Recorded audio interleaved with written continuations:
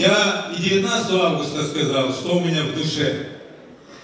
Ирина Федоровна, есть две вещи, два направления. Можно умолчать о проблемах, якобы их у нас нет, и они будут дальше.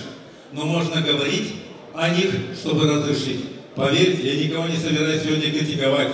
От всей души я болею, потому что по призванию экономист, то, что вижу, что происходит в Молдове и в Гагаузии, в течение 20 лет остается сожалеть. Уважаемые чиновники, если вам сегодня хорошо, это не говорит, что гагаузскому народу сегодня хорошо. Я хочу задать вопрос, Ирина Федоровна, вам. Я хочу задать, если есть чиновники из Кишинева, я хочу задать им вопрос. 20 лет меня волнует один вопрос, я не могу найти на него ответ. Это что? Получен специальный заказ избавиться от населения Молдовы и Гагаузии? Или это недомыслие чиновников? Насаннама. Bir kimse mi söyledi yapma? Ulan insana gitsin ne buradan? Россия, gitsin ne buradan? Турция. Оса bu ahmaklık mı? Я со всей серьезностью говорю об этом, я не могу не говорить об этом, душа болит. Не об этом мы мечтали. Мои соратники здесь. Я yaparsak автономией, hepsi бюджет bizde kalacak. Bile yaparız, bir de yaşamak kayısı olacak. Получилось точно все наоборот. Мало того, мы говорили, вот Дания, Голландия, вот Западная Европа. Если будут рыночные отношения, чиновников станет у нас меньше, чем в 90-м году в советское время. Мы посчитали с одним экономистом и вышли к тому, что в 3 районах Камарат, Шадурунга, Вулканеш на 67% сегодня чиновников больше, чем тогда было. А продукции производится 5 раз меньше. Армия создана. Это не до первого ряда я говорю. Я попытался первому ряду, которые сидят чиновникам. Я в течение 20 лет эти вопросы поднимаю. Кажется, что когда приходят к власти люди, становятся слепыми и глухими. 15 лет я объясняю экономистам и чиновникам, что такое единый налог. Гагаузаяна цена, не у единый налог, писал нам из Буна.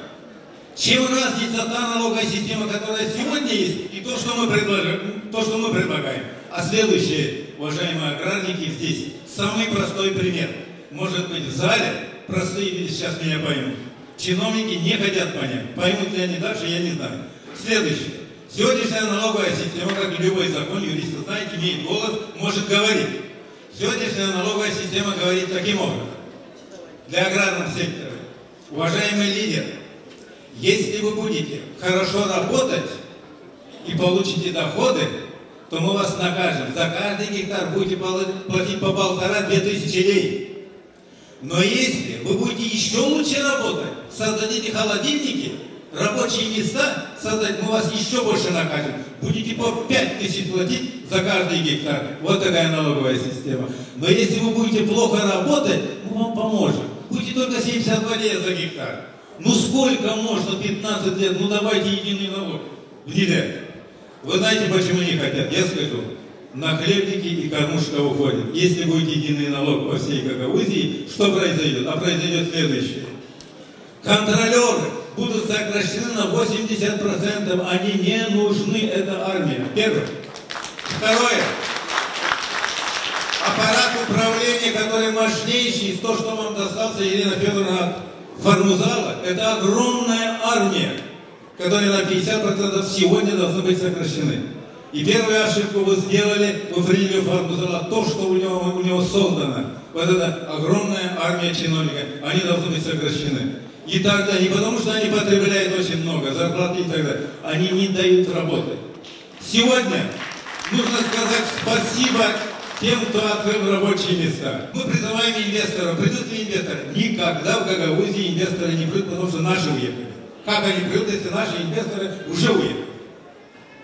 Инвесторам такое обращение было.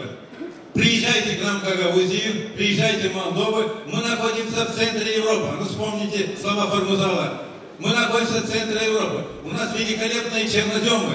У нас дешевая рабочая сила. Вы уловили? У нас дешевая рабочая сила. Приезжайте к нам и можете мало платить.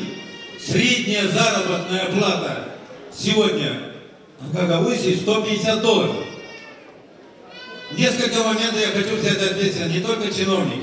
Чиновники мы допускаем. Уважаемые коллеги, я обращаюсь к всему залу. Просто мы допускали, просто мы молчали. Когда они делают, мы молчим. Это с нашего молчаливого согласия мы тоже виноваты.